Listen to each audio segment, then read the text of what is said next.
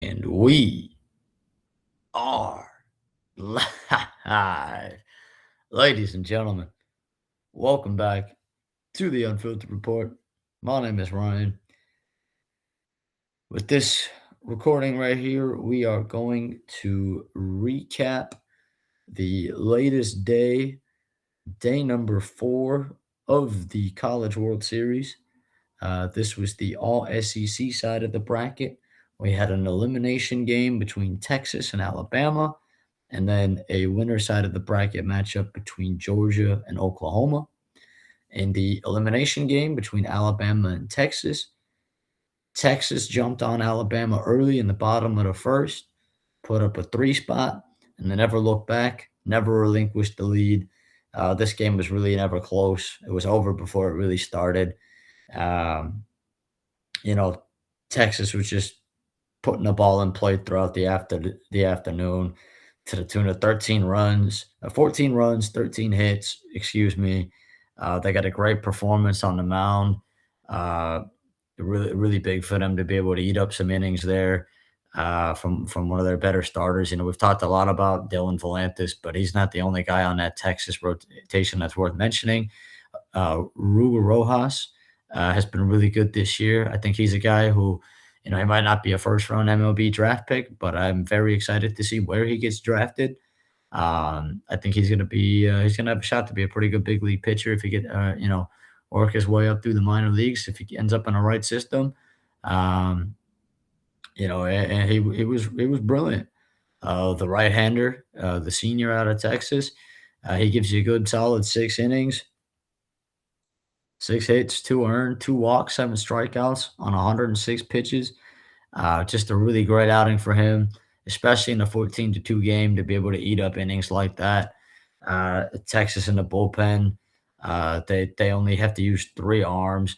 Brody Walls, the freshman, gives you 2 hitless innings, and then they get the final 3 outs. You get a third, you get 1 out and 1 strikeout from Ethan Walker. And then my guy over here, Cody Howard, the senior, with a nice low 8.79 ERA on the season, comes in, gets the final 2 outs, including a strikeout.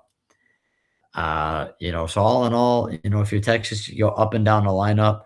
I mean, how about this for a day though? At the plate, Mr. Adrian Rodriguez, who on the year is hitting 328, with only 5 homers, but 46 RBIs on the year. But 7 of those RBIs came against Alabama. Outscored Alabama by himself, which is remarkable. 5 for 5 on the day. He went yard. Seven RBIs, as I mentioned, and also the only homer of the day for Texas, ironically, in a Texas lineup where you go up and down the list. Whether it's Anthony Patton Jr., the freshman, who in 2 years is going to be a guy to watch out for in the MLB draft. He's got 12 homers and 56 RBIs on the year. Aiden Robbins, who's going to be an interesting prospect to monitor as well, 24 homers, 64 RBIs. You're the catcher, Carson Tinney, 22 homers, 58 RBIs. Uh, Ethan Mendoza, giving you 10 homers and 50 RBIs. Casey Borba, 18 homers, 57 RBIs. But it's Adrian Rodriguez in Omaha on day 4 of the College World Series, who delivered the knockout blow to Alabama. He actually had an 2-run double in the first inning after Mendoza, who we just mentioned, Ethan Mendoza. He opened up the scoring. So Ethan Mendoza and Mr. Rodriguez over here, Adrian Rodriguez, back to back. And they never looked back from there. Never gave up the lead. It sets up another elimination game for the Texas Longhorns. That's going to be a great game because we mentioned repeatedly that Georgia, Oklahoma was going to be unstoppable force versus a movable object. We've talked a lot about both of these teams in recent weeks. Oklahoma, look, we mention it a lot when it comes to college sports, especially, but really any sport, any sport with a playoff or a postseason of any kind. The best team doesn't always win. Now, obviously, someone has to be a champion, but I think sometimes in this fetish for championships that we have, especially in professional sports, I know like the NBA is always a great example of the way it's covered. It's just like just a nonstop like a ring jerk fest of like, oh, who has a ring and who doesn't. Oftentimes there's so many factors that go into winning a championship in any sport. Um, especially in a tournament like the college baseball postseason. The best team does win sometimes. Let's not say that it doesn't always happen, but the best team doesn't always win. Sometimes it's who's the hottest team. And right now, there's not a hotter team in America than Oklahoma. And heading into it, look, they knocked out Georgia Tech in the regionals, and that was one thing. They carried that over. They beat Kansas. They beat the doors off of Kansas. And then in their opener, they absolutely beat the doors off of Oklahoma. And so you're thinking, look, Georgia to me, I said it many times. I felt that Georgia was, um, I thought Georgia and Texas on paper and throughout the year were the two best teams on that side of the bracket, and I figured one of them would make it out and would win the championship. I picked Georgia before the College World Series. I had Georgia and Georgia Tech before the regionals meeting up in Omaha. But Oklahoma, like we mentioned, look, it's not always who's the best team; it's who's the hottest, and there's not a hotter team in the country right now than Oklahoma. And at a certain point, you just got to believe what your eyes are telling you. I mean, they're really out there. I mean, they're doing everything right, and it was no different. Here they were in this winner side of the bracket game against Georgia. Uh, and what do? They start off in the bottom of the first. Dayton LaChance, we've talked about him. He gets a little RBI ground out. And then one hitter later, Jackson Willits, who we talked about a little bit as well. Jackson Willits hits a two-run homer. And before you know it, it's the bottom of the first, and Oklahoma's up 3-0. Which is a remarkable accomplishment in its own right. Georgia puts a little bit of a dent into that lead. They get a solo homer in the top of the fourth inning, excuse me, sorry, uh, Ishikawa, Kenny Ishikawa. I don't know why I almost blanked on his first name for a second. That's the unfortunate part about doing these off the rip. Sometimes you forget the first name. But yeah, Kenny Ishikawa, he goes yard, top of the fourth, cuts the lead, 3-1. But then Oklahoma counters in the bottom of the fourth, and they hit a solo homer themselves. They go up 4-1. Top of the fifth, Georgia counters with another solo homer, this time for Brennan Hudson. And then in the top of the eighth, my guy Daniel Jackson, who will continue to spread a lot of propaganda about Daniel Jackson in the coming weeks and months. He goes yard as well. But all in all, we mentioned LJ Mercurius the other day, coming out of the bullpen, relieving Cole Rager. Well, his brother Xander was brilliant. 7 1/3, 6 hits, 3 earned. Just those three solo homers that we mentioned, 2 walks, 9 strikeouts on 104 pitches, and then coming in to shut the door down uh, and shut down Georgia. You got to give credit where it's due. Uh, you know, it, being able to blank them in that way. Um, I have nothing but respect for what Oklahoma is doing right now. They're just on an absolute heater. Skip Johnson's got these guys playing the best baseball of their season.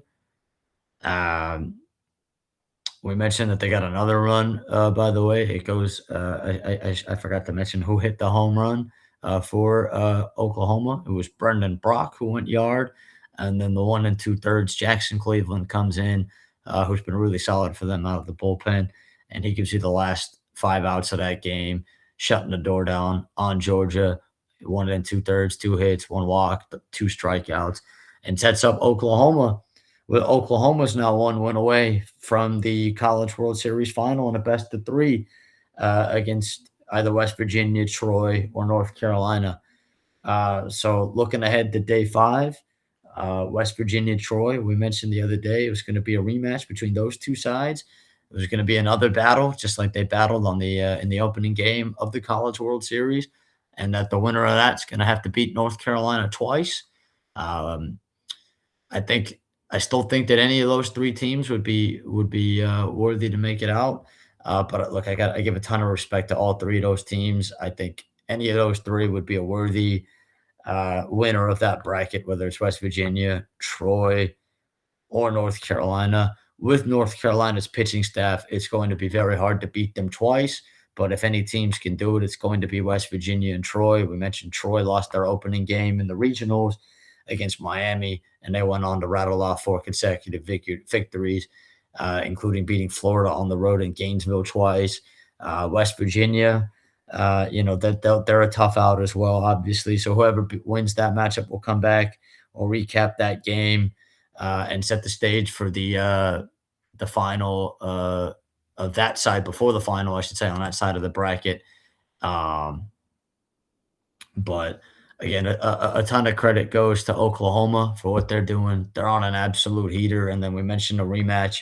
At a certain point, you got to tip your cap boards due. They're proving that momentum is one of the biggest things in sports, and they're exhibit A in that aspect. They're again, and it's not like Oklahoma some Cinderella story either. I mean, it's boomer freaking sooner. I mean, it's not like they're you know uh, one of these Division 5 schools or something, that it's some miracle or something like that. I mean, this is Oklahoma, but comparatively, Georgia and Texas have been the better teams throughout the course of the season, but Oklahoma is the hottest team right now, and they're 1-1 away from the final, which sets up a rematch between Georgia and Texas. If it wasn't for Oklahoma being the hottest team in America right now, I had felt that Georgia and Texas would be battling it out to see which one of them would be in the. I figured it would be Georgia on the 2-0 side of things, and Texas would battle them. But instead, it's an elimination game for both, and one of them's going to get knocked out, and the winner's going to have to go out and beat Oklahoma not only once but twice, which is going to be very, very difficult with the way that Oklahoma's playing baseball. But it's going to be a great battle between Texas and Georgia. For anyone out there that didn't have the chance to watch Georgia and Texas battle it out the first go around, I would highly recommend you find a time in your night. That game's going to be 5 p.m. Pacific, and obviously Omaha, different time zone, but wherever you are, 5 p.m. Pacific. I would highly recommend in the midst of Argentina and Algeria. I would highly recommend that before that match kicks off at 6 p.m., you tune into Georgia and Texas. I would also recommend you tune into West Virginia, Troy. Going to be two really good games, two great rematches.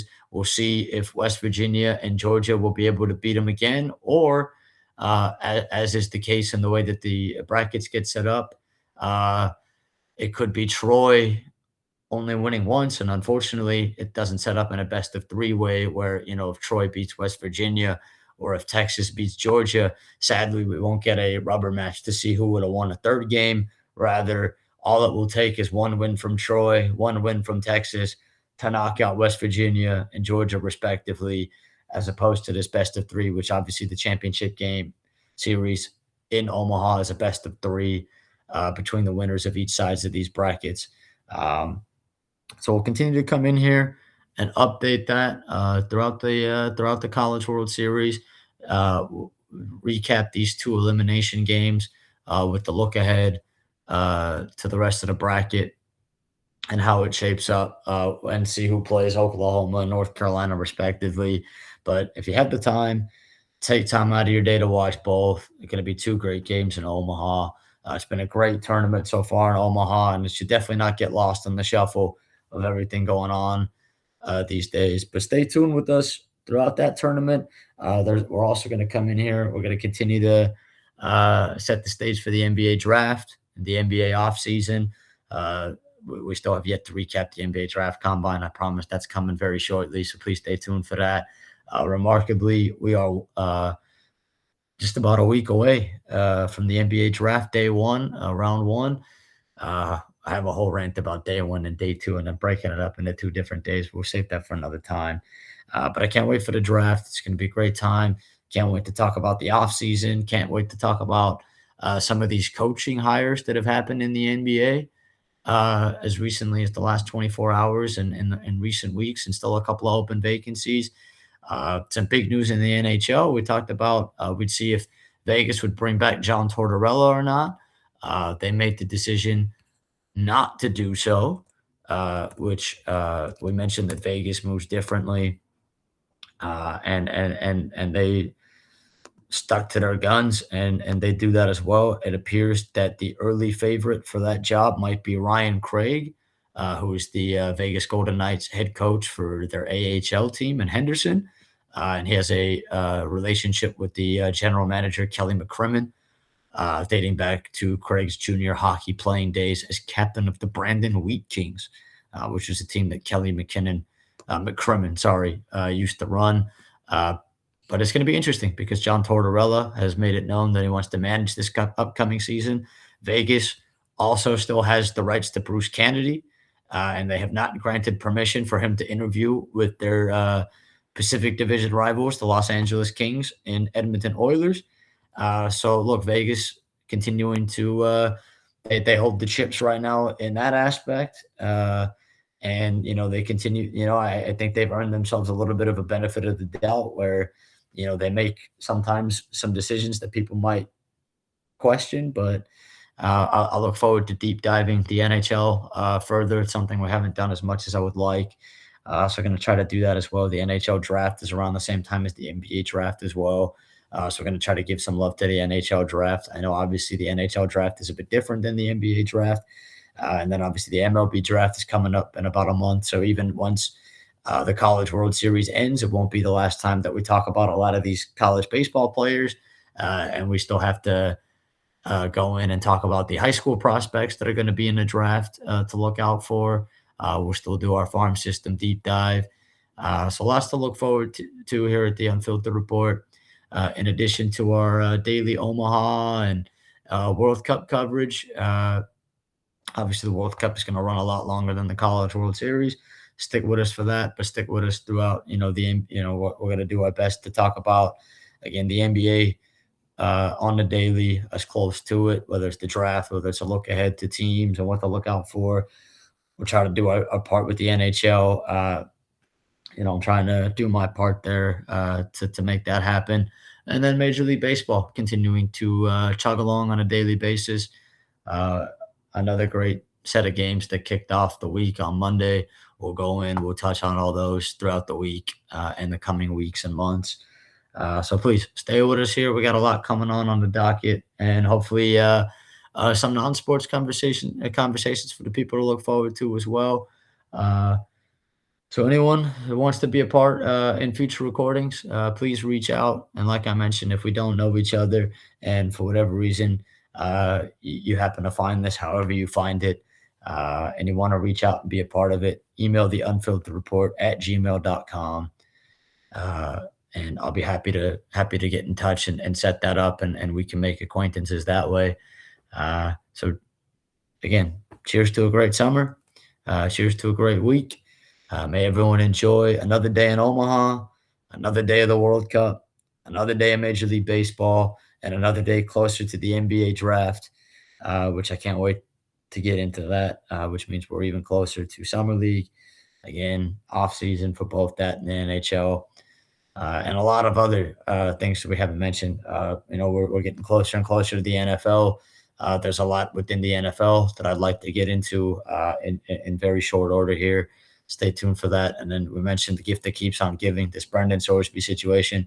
As much as I would have loved to have come in here and talked about it earlier, it doesn't always work out that way. But sometimes, I guess, patience, even if it's not sometimes intentional patience, does pay off because I think we're going to be able to really set that up for what might be a very long recording, but what I hope is a very fruitful recording for the people out there. because there are a lot of aspects to it that I'd like to cover that go well beyond that. And I think I hope it delivers the way that I've been trying to do the inner machinations in my brain, which has been part of the reason why it's taken a while, because I really want to do that episode, do due diligence, and do it justice. So I really want to have all the facts and figures out there, and some quotes out there that I think are really important, and I want to be able to use that situation to connect it to other things that I think maybe other people might not expect it to connect it to. Maybe I'm crazy, but that's just kind of, I don't know, for better or for worse, it's how my brain works. So I hope it comes to fruition in a way that uh, maybe makes some sense. But at the end of the day, as I always like to say, it's not always it's you know it's just a pleasure to be able to do these. And however they're interpreted, just the fact that whether it's 10, 15, 20 people that take the time out of their day to listen to this means more than I can ever express. So stay tuned. We got lots on the docket, and then the stars of the Unfiltered Report are on the cusp. Lots to look out for. On lots of different topics, like I mentioned, well beyond sports. We've got an interesting one coming up that I think the people will enjoy, that has absolutely nothing to do with sports. Well, multiple, I should say. But definitely, hopefully this week, something for the people to look out for, but definitely in the coming days and weeks. Lots on the docket. I could be here rambling and saying the same thing a million times, but that's the beauty of the Unfiltered Report. Who the fuck is going to stop us, baby? Stay safe out there. Take care of yourselves. Hug your loved ones. Tell the people you love that you love them. Meet some new people if you have the ability. Interact with them. Talk to strangers. I know people say stranger danger, but the way I always look at it is everybody's a stranger until you get to know them. The people I love the most in this world outside of my family, who I look at as family, were at one point strangers. And there's only one way to really form that relationship, is you got to start somewhere. So take the time out there, and also take some time to yourself. There's nothing better, especially if you're a sports fan out there. If you're a sports degenerate like me, sometimes it's great, take the time to be by yourself, throw on a match, do a little split screen action, pull out three laptops, your phone, and a TV, whatever you got to do. Just immerse yourself in the action, and don't say a word for a couple of hours, and be by yourself or with other people. But take the time for yourself. Self investment is always the best investment, because you can never take care of anybody else until you take care of yourself, which is something that I try to remind myself on a daily basis, because I surely don't do that all the time. So I always tell people, do the opposite of what I do sometimes. Learn from me. But, cheers to the best to come. Stay safe out there. Enjoy another beautiful day of sports. It's a great week. It's the summer. Stay cool out there if you're in the hotter parts of the world. Hydrate, have clean water, clean food if you can. Uh, and if you ever need anything, you ever need any help, the Unfiltered Report's always going to be trying its best to be there, and help. And if the least we can do is be a lending ear and give people the space to be able to talk about the things that they're passionate about, or the things that frustrate them, and get that off their chest without any fear of being judged or being persecuted or being attacked or whatever it may be. I hope you know that the Unfiltered Report is your home. And I love this family, man. I really do. I love you all. It's the greatest honor and pleasure of my life. And I look forward to many more. So stay safe out there. Cheers.